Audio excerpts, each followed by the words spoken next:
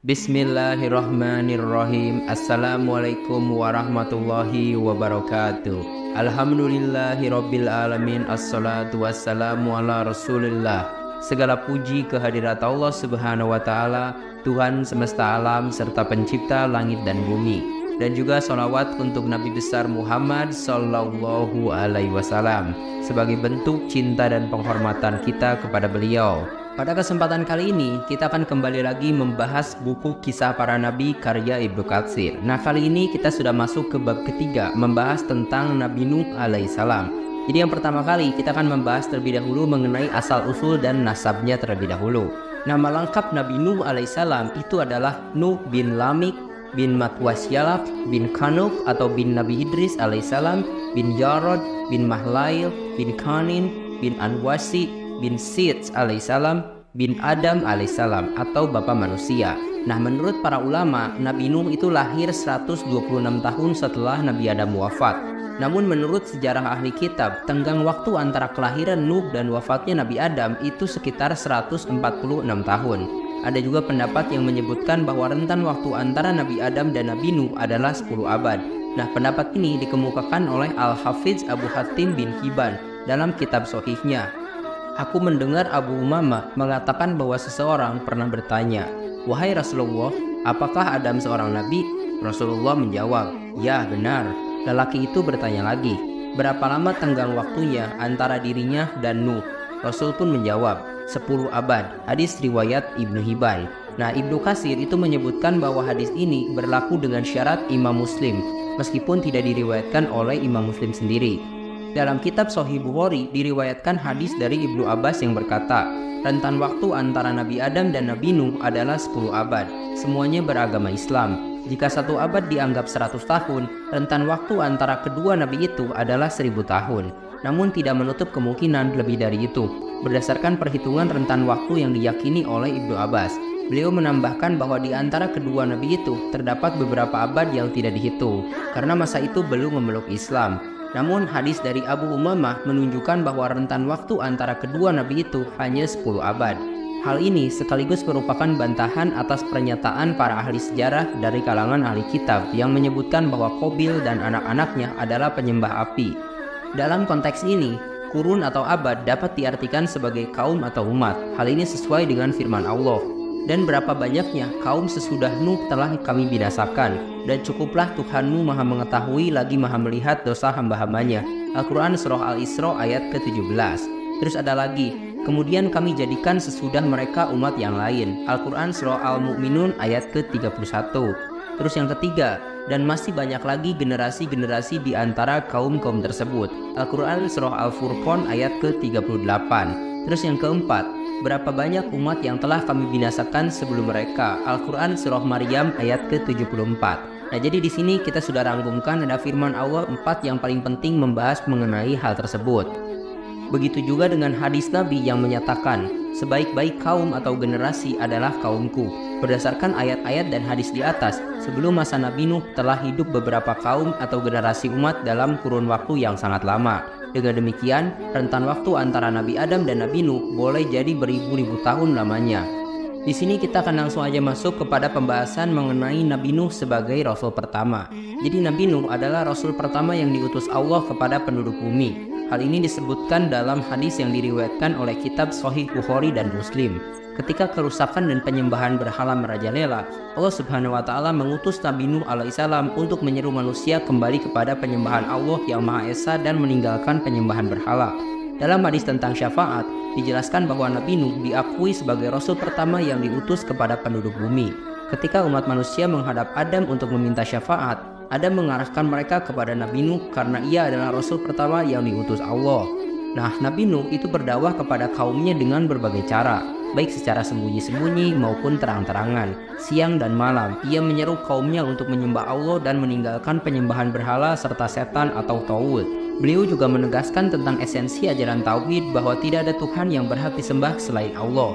Kaum Nabi Nuh yang disebut Bani Rasib sebagian besar menolak dakwah beliau. Mereka mengejek dan menghina Nabi Nuh serta para pengikutnya yang dianggap hina dan lemah. Mereka merasa heran dan menolak kenyataan bahwa seorang manusia biasa seperti Nabi Nuh bisa menjadi Rasul. Bahkan mereka menuduh Nabi Nuh sebagai orang yang sesat dan menganggap para pengikutnya cepat percaya tanpa pemikiran mendalam. Meskipun menghadapi banyak penolakan dan ejekan, Nabi Nuh alaihissalam tetap sabar dan lembut dalam berdakwah. Ia menjelaskan bahwa tugasnya adalah menyampaikan amanat dari Allah Subhanahu wa Ta'ala dan memberikan nasihat. Nabi Nuh menegaskan bahwa ia tidak meminta imbalan atas dakwahnya dan balasannya hanya dari Allah Subhanahu wa Ta'ala. Nabi Nuh alaihissalam juga menolak untuk mengusir para pengikutnya yang beriman, meskipun diminta oleh para pemuka kaumnya. Ia menegaskan bahwa para pengikutnya juga akan bertemu dengan Allah dan mendapat balasan sesuai dengan amal perbuatannya. Jadi Nabi Nuh itu diutus oleh Allah ketika umat manusia tenggelam dalam penyembahan berhala dan kesesatan. Sebagai Rasul pertama, tugas beliau adalah menyeru kaumnya kembali kepada penyembahan Allah yang Maha Esa. Meskipun menghadapi banyak kerintangan dan penolakan, Nabi Nuh tetap gigih dalam berdakwah dan menunjukkan teladan kesabaran serta keikhlasan dalam menyampaikan ajaran tauhid. Sekarang kita akan masuk ke bagian yang kedua, membahas tentang perdebatan panjang antara Nabi Nuh dan kaumnya. Dakwah yang beliau lakukan kepada kaumnya berlangsung sangat lama, selama 950 tahun, sebagaimana dijelaskan dalam Al-Quran. Dan sesungguhnya kami telah mengutus Nuh kepada kaumnya. Ia menetap di tengah-tengah mereka selama 1000 kurang 50 tahun. Lalu mereka ditimpa banjir besar dan mereka adalah orang-orang yang zalim. Al-Quran Surah Al-Ankabut ayat ke-14. Selama masa panjang itu, hanya sedikit yang beriman kepada Nabi Nuh. Setelah terjadi pergantian generasi, orang-orang tua dari kaum Nabi Nuh selalu berpesan pada generasi berikutnya untuk tidak beriman kepada Nuh dan bahkan untuk memerangi serta menghalangi dakwah beliau. Mereka juga menasihati anak-anak mereka yang sudah dewasa untuk tidak mempercayakan ajaran Nabi Nuh sepanjang hidup mereka. Kaum Nabi Nuh sangat menolak untuk beriman dan selalu berada dalam kesesatan. Mereka bahkan berkata kepada Nabi Nuh, "Hai Nuh, sesungguhnya kamu telah berbantah dengan kami dan kamu telah memperpanjang bantahanmu terhadap kami. Oleh sebab itu, datangkan saja kepada kami azab yang kau ancamkan kepada kami jika kamu termasuk orang-orang yang benar." Al-Quran Surah Hud ayat ke-32. Nabi Nuh menjawab bahwa hanya Allah yang mampu mendatangkan azab tersebut dan tidak ada seorang pun yang dapat menghindar dari ketentuannya. Ini berdasarkan firman Allah di surat Hud ayat ke-33. Hanyalah Allah yang akan mendatangkan azab itu kepada kalian jika Dia menghendaki, dan kalian semua sekali-kali tidak dapat melepaskan diri dari azab tersebut. Nabi Nuh juga menyampaikan bahwa jika Allah menghendaki kesesatan bagi suatu kaum, maka tidak ada nasihat yang akan bermanfaat bagi mereka. Ini berdasarkan firman Allah dalam surat Hud ayat ke-34. Dan tidaklah bermanfaat kepada kalian nasihatku jika aku hendak memberi nasihat kepada kalian. Sekiranya Allah hendak menyesatkan kalian, Dia adalah Tuhan kalian dan hanya kepadanya kalian semua dikembalikan. Pada akhirnya Allah menurunkan wahyu kepada Nabi Nuh bahwa tidak ada lagi yang akan beriman dari kaumnya kecuali mereka yang telah beriman sebelumnya. Hal ini dijelaskan dalam firman-Nya di surat Hud ayat ke-36. Dan diwahyukan kepada Nuh bahwa sekali-kali tidak akan beriman di antara kaummu, kecuali orang yang telah beriman saja. Oleh karena itu, janganlah kamu bersedih hati tentang apa yang selalu mereka kerjakan. Ayat ini menjadi penghibur hati Nabi Nuh alaihissalam atas sikap keras kepala dan penolakan kaumnya. Ini juga menjadi motivasi bagi Nabi Nuh untuk terus bersabar dalam menghadapi kaum yang sangat keras. Allah Subhanahu wa Ta'ala memastikan bahwa kemenangan dan pertolongannya akan datang, dan azab yang dijanjikan pun tidak akan lama lagi akan tiba. Nabi Nuh alaihissalam terus berdakwah dengan segala cara, baik secara sembunyi-sembunyi maupun terang-terangan, dengan memberi peringatan maupun ancaman. Namun kaumnya semakin tenggelam dalam kesesatan dan kesombongan, semakin intens menyembah berhala dan terus memusuhi Nabi Nuh serta para pengikutnya. Mereka bahkan mengancam dan mengintimidasi para pengikut beliau untuk berbagai ancaman dan tuduhan yang keji.